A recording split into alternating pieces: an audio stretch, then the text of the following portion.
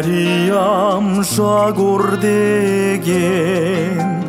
орыс қазақ 16-17-ге келген кезі қазаққа дудар деген ғашық болып сондағы Мәриямның айтқан сөзі дудар-ари дудым бір сен үшін тудым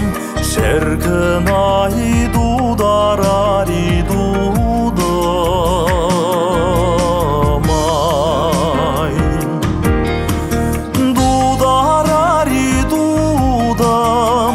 бір сен үшін тудым шіркін-ай